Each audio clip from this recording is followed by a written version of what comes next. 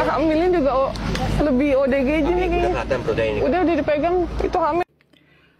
Halo Bunda, dari video izin stitch ya, Teh Novi ya.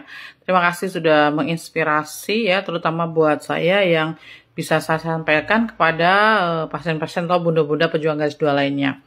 Jadi sebenarnya inti dari kehamilan itu nomor 1 adalah si pria itu yang menghamili adalah seorang pria subur ya, meskipun dia nggak waras, saya rasa itu nggak waras juga ya, karena mau menghamili ODGJ berarti kan nggak waras, lebih nggak waras lagi gitu ya.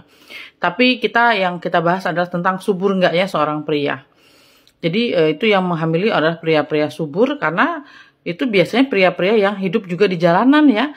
Di jalanan mereka kepanasan, berkeringat, makan juga banyak meskipun mungkin kurang bergizi makanannya, tapi intinya makan, entah mungkin sesama ODGJ juga, kita juga nggak tahu ya. Nah jadi intinya supaya pria subur itu harus keluar keringat ya Bunda ya, harus kepanasan keluar keringat, itu subur dia. Gitu. Jadi jangan mageran, jangan kebanyakan di AC, kebanyakan kipasan dingin-dingin, itu malah jadi nggak subur itu seorang pria itu ya. Harus banyak gerak intinya. Itu sih sederhananya. Nah kemudian si ODGJ-nya ini, si wanita, nggak perlu senam-senam sel telur ya, pembesar sel telur. Malah sebenarnya maaf ini ya, mohon maaf ini ya, itu saya tidak menganjurkan untuk senam-senam pembesar sel telur. Cukup banyak berkeringat aja dengan cara jalan kaki ya. ODGJ itu nggak pernah senam-senam, mereka cuma duduk doang, kena panas ya, makan aja boro-boro makanan bergizi, kenal asam folat juga enggak, kenal vitamin E juga enggak, zinc segala macam juga enggak, tapi mereka makan apa aja, mereka makan si wanita ODGJ ini ya. Mereka cuma bengong, nggak ada aktivitas motor-motoran, berkendara segala macam, mereka itu jalan kaki aja dan duduk. Kalau capek mereka duduk, selebihnya jalan kaki lagi, cari makan ya, cuman gitu-gitu doang ya. Jadi ketika dihamili itu jadi gampang hamilnya juga gitu loh, karena sel telur mereka besar-besar.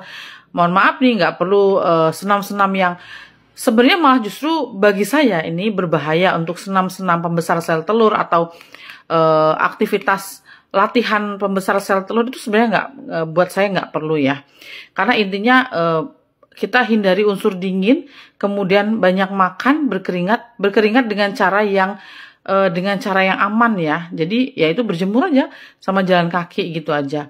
Minumnya jangan es, kurangi AC, hindari AC atau unsur-unsur dingin gitu aja ya. Bahkan di luar negeri pun itu yang cuacanya dingin pun mereka justru di rumahnya ada penghangat ruangan gitu, bukan malah beli AC segala macam gitu, bukan gitu ya. Jadi intinya hamil itu seperti itu, hiduplah sederhana gitu ya. Jadi untuk hamil itu sederhana, yaitu hiduplah sederhana.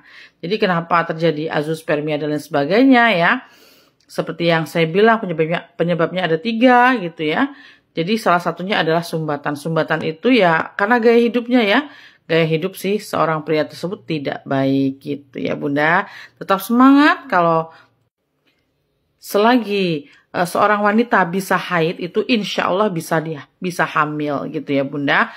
Urusan nanti dari suami yang mana, artinya kan gini ya, terkadang kasus-kasus yang berat mengakibatkan perceraian ya. Artinya intinya si wanita itu selagi masih bisa haid berarti insya Allah dia masih bisa hamil gitu loh.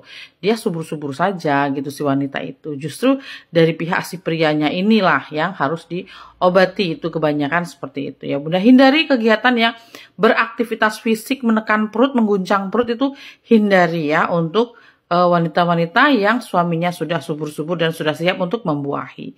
Gitu ya Bunda.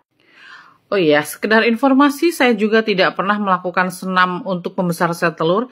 Karena hidup saya sederhana, saya makan sehari 3 kali ya.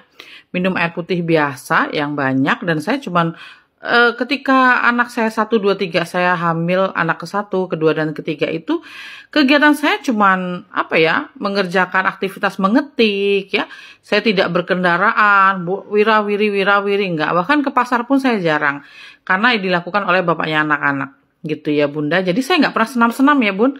Jadi ketika saya akan hamil dan sedang hamil itu saya tidak pernah senam karena memang saya mager karena saya buka fotokopian, zaman dulu saya buka fotokopian dan saya cuma kerjanya cuma duduk ngetik ya, ngetik sama fotokopi gitu aja. Jadi nggak pernah saya yang kesana sini itu nggak pernah, motoran apalagi ya, healing pun saya nggak ya, apalagi lagi hamil ya, saya dilarang sekali untuk ikut healing sama orang tua saya, sama ibu saya terutama ya. Kalau bapak mah biasalah, namanya laki-laki mah cuek ya.